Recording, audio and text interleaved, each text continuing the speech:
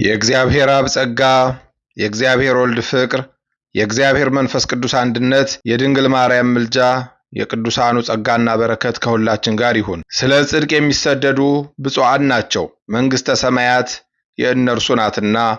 ሲነቅፏችሁና ሲያሳድዷችሁ በእኔ ምክንያትም ክፉውን ሁሉ በውሸት ሲናገሩባችሁ ብፁዓን ናችሁ፣ ዋጋችሁ በሰማያት ታላቅ ነውና ደስ ይበላችሁ፣ ሐሴትም አድርጉ። ከእናንተ በፊት የነበሩትን ነቢያት እንዲሁ አሳደዋቸዋልና። የማቴዎስ ወንጌል ምዕራፍ 5 ከቁጥር 10 እስከ 12። በስመ አብ ወወልድ ወመንፈስ ቅዱስ አሐዱ አምላክ። አመ ሰብኡ ለየካቲት በዛቲ ዕለት አዕረፈ አብ ቅዱስ አባ እለእስክንድሮስ። አንድ አምላክ በሆነ በአብ በወልድ በመንፈስ ቅዱስ ስም የካቲት 7 በዚች ቀን የእስክንድርያ ሀገር ሊቀ ጳጳሳት የከበረ አባ እለእስክንድሮስ አረፈ።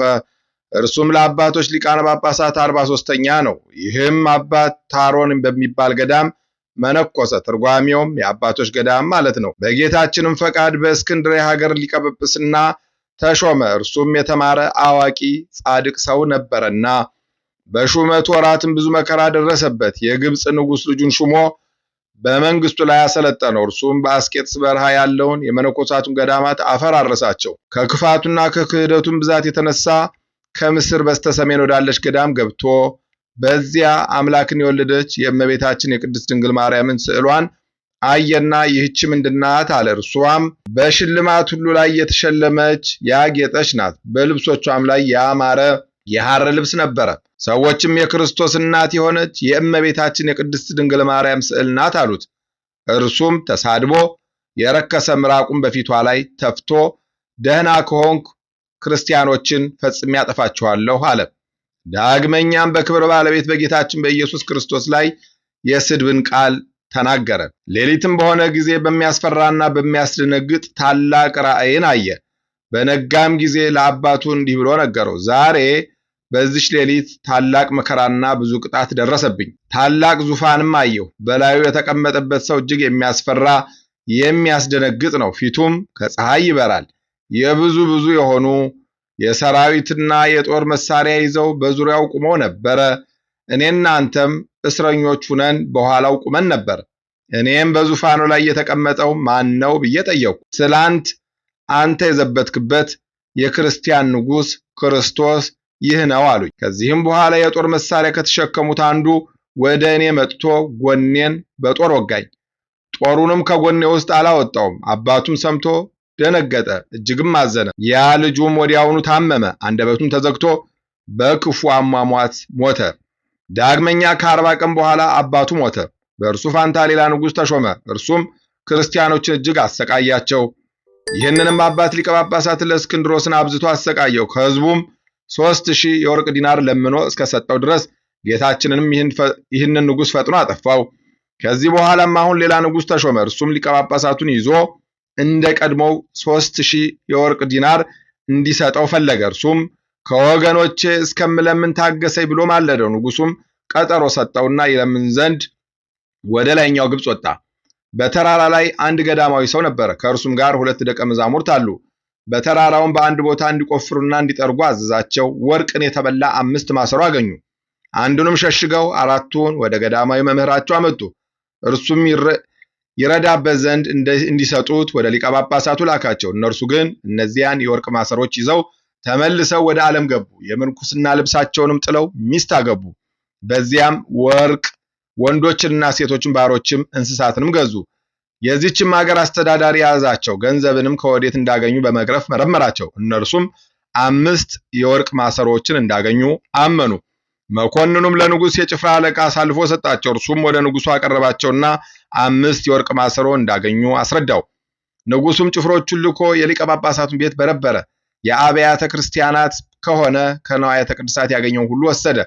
ሊቀ ጳጳሳቱንም አሰረውና ወርቅን የተመሉ 4 ማሰሮች ደግሞ 3000 የወርቅ ዲናር አምጣልኝ አለው። እርሱም ከዚህ ከኃላፊ ዓለም ገንዘብ ምን የለኝም አለ። ወደ ሕዝቡም ልኮ 3000 የወርቅ ዲናር አምጥተውለት እስከሰጠው ድረስ አልተወውም። ይህንንም ክፉ ንጉሥ ጌታችን አጠፋው። ከዚህ በኋላም ከእርሱ የከፋ ሌላ ንጉሥ ተሾመ። እርሱም የሐሰተኛውንና የርኩሱን ነቢይ ስም በከበረ መስቀል ፋንታ በእጆቻቸው ላይ እንዲያትሙ የክርስቲያኖችን ወገኖች አስገድዳቸው። ይህች ምልክት የመለኮትን ነገር የሚናገር ወንጌላዊ ዮሐንስ የተናገራት ትንቢት ናት። ይህም ክፉ ንጉሥ ወደ ሀገሮች ሁሉ ይህንን እንዲያደርጉ አዘዛቸው። ሊቀ ጳጳሳቱንም እንዲሁ ያደርግ ዘንድ አዘዘው። ሊቀ ጳጳሳትም ይተወው ዘንድ ብዙ ለመነው፣ አልተቀበለውም። ዳግመኛም እስከ 3 ቀን ድረስ ይታገዘው ዘንድ ለመነው። ከዚህም በኋላ ደግሞ እንዳይጥለውና ወደዚህ ወደ ረከሰ ስራው እንዳያስገባው ወደ እግዚአብሔር ፈጽሞ ማለደ። ጌታችንም ልመናውን ተቀብሎ በጥቂት ደዌ ጎበኘው።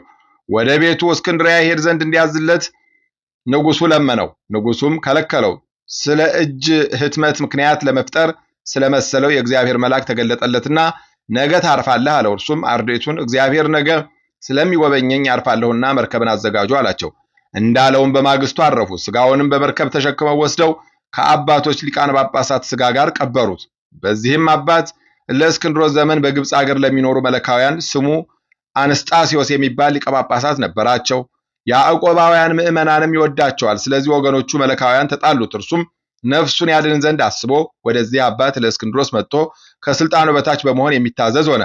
ለእስክንድሮስም አንስጣስዮስን በእርሱ ፋንታ የሊቀ ጵጵስናውን ስልጣን ይዞ መንጋውን ይመራ ዘንድ፣ እርሱ ግን ከመነኮሳቱ እንዳንዱ ሆኖ በገዳም ይኖር ዘንድ እንዲተወው ለመነው። አባ አንስጣስዮስም አልወደደም። እንዲህም አለ፣ ይህንን የምሻ ከሆነ እኔ እስከ ዛሬ ሊቀ ጳጳሳት አልነበርኩምን? ለአንተ ደቀ መዝሙር ሆኜ ላገለግልህ ወደድኩ እንጂ አለ። በመካከላቸው ከተደረገው ከብዙ ልመና ከብዙ ምልልስም በኋላ ኤጲስቆጶስ ይሆን ዘንድ አንስጣስዮስ ፈቀደ። በአንዲት ሀገርም ላይ ኤጲስቆጶስነትን ሾመው። መንጋውም እንደሚገባ በጎ አጠባበቅን ጠበቀ። አባት ለእስክንድሮስም በወንጌላዊ ቅዱስ ማርቆስ ወንበር የኖረው 24 ዓመት ከ6 ወር ነው። እግዚአብሔርንም አገለገለው። ለእግዚአብሔር ምስጋና ይሁን፣ እኛንም በዚህ አባት ጸሎት ይማረን፣ በረከቱም ከኛ ጋር ትኑር ለዘላለሙ አሜን። በዚህች ዕለት የእስክንድርያ ሊቀ ጳጳሳት የከበረ አባት ቴዎድሮስ አረፈ። እርሱም ለአባቶች ሊቃነ ጳጳሳት 45ኛ ነው። ይህም አባት መሪዩጥ በሚባል ሀገር በአንድ ገዳም ውስጥ መነኮሰ። የዚህም ገዳም ስም ጠንቡራ ነው። ለአንድ ፍጹም ጻድቅ የሆነ ሽማግሌ ሰው ደቀ መዝሙሩ ሆነ። እርሱም ልጁ ቴዎድሮስ በእስክንድርያ ሀገር ላይ ሊቀ ጵጵስና እንደሚሾመው በመንፈስ ቅዱስ አይቶ ይህንን ለመነኮሳቱ ነገራቸው። ይህም አባት ቴዎድሮስ በገድል የተጠመደ ሆነ። መልኩም የሚያምር ነው። በሰውነቱም ላይ ከውስጥ ማቅ በመልበስ በላዩ የብረት ልብስም መንቆር ይለብስ ነበረ። በቅንነቱና በትህትናው ፍጹም ሆነ። በመንፈስ ቅዱስ ፈቃድ ተመርጦ በእስክንድርያ ሀገር ላይ ሊቀ ጵጵስና ተሾመ። የክርስቶስን መንጋዎች በበጎ አጠባበቅ ጠበቀ። ሁልጊዜም መጻሕፍትን በማንበብ ያስተምራቸው ነበረ። ይልቁንም በሰንበትና በበዓላት ቀን የሹመቱ ዘመን ጸጥታና ሰላም ነበረ። ቤተክርስቲያንም በሰላም ኖረች። በወንጌላዊ ቅዱስ ማርቆስም ወንበር ላይ 11 ዓመት ተኩል ከኖረ በኋላ በሰላም አረፈ። ለእግዚአብሔር ምስጋና ይሁን፣ እኛንም በጸሎቱ ይማረን፣ በረከቱም ከኛ ጋር ትኖር ለዘላለሙ አሜን። በዚህችም ዕለት የከበሩ የአብራቅያ፣ የአባዲር፣ የአባሪያኖስ፣ የአብዱልማስ እብሎይን ያረጋጋው የገዳማዊ የዕረፍታቸው መታሰቢያ ነው። በረከታቸው ከኛ ጋር ትኑር፣ ለእግዚአብሔር ምስጋና ይገባል አሜን። አንድ አምላክ በሆነ በአብ በወልድ በመንፈስ ቅዱስ ስም የካቲት 8 በዚህች ዕለት ጌታችን ኢየሱስ ክርስቶስ ከከበረ ልደቱ ከ40 ቀኖች በኋላ ወደ ቤተ መቅደስ የገባበት ሆነ። ምስጋና ይሁን ለአብ ለወልድ ለመንፈስ ቅዱስ አንድ አምላክ በሚሆን ዛሬም ዘወትርም ለዘላለሙ አሜን። በየካቲት 7 ቀን የሚከበሩ ዓመታዊ የቅዱሳን በዓላት አባ አብዱልማስ ገዳማዊ፣ አባ ቴዎድሮስ ሊቀ ጳጳሳት፣ አባ እለእስክንድሮስ ሊቀ ጳጳሳት፣ ቅዱስ አባዲር። ወርሃዊ በዓላት ስሉስ ቅዱስ አብ ወልድ መንፈስ ቅዱስ፣ አባ ጊዮርጊስ ዘጋስጫ፣ አባ ሲኖዳ የባህታውያን አለቃ፣ አባ ዳንኤል ዘገዳመ ሲያት፣ አባ ባውላ ገዳማዊ፣ ቅዱስ አትናቴዎስ ሐዋርያዊ፣ ቅዱስ አግናጤዎስ ለአንበሳ የተሰጠ። የአብ በረከት የወልድ ፍቅር የመንፈስ ቅዱስ አንድነት የድንግል ማርያም ምልጃ የቅዱሳን ጸጋና በረከት ከሁላችን ጋር ይሁን። የሰማነውን በልቦናችን ያሳድርብን። ከቅዱሳን አባቶቻችን ከቅዱሳት እናቶቻችን በረከት ረድኤት ያሳትፈን። ክፉን ያርቅልን፣ በጎን ያቅርብልን፣ የተሻለውን ነገር በቸርነቱ ያዘጋጅልን። ነፍሳተ ሙታንን ይማርልን፣ ሕያዋንን ይጠብቅልን። በጸሎታችሁ አስቡን አትርሱን ያሉትን በያሉበት ያስብልን። ለብርሃነ ትንሣኤው በሰላም ያድርሰን። ጾማችንን ጾመ ስርየት ጾመ ድህነት ያድርግልን። ይቅርታውን ቸርነቱን ያርቅብን። አቡነ ዘበሰማያት ይትቀደስ ስምከ ትምጻእ መንግሥትከ ወይኩን ፈቃድከ ኢየሱስ ክርስቶስ ከመ ይስረይ ለነ ኃጣውኢነ ተማፀነ ብከ ኃይለ እግዚአብሔር አብይ ኦ እግዚእ ኢየሱስ ክርስቶስ ስረይ ኃጢአቴ ወኃጢአተ ኩሉ ሕዝብከ እማእሰረ ኃጢአት እግዚአብሔር ይፍታ። እግዚአብሔር ይባርክ።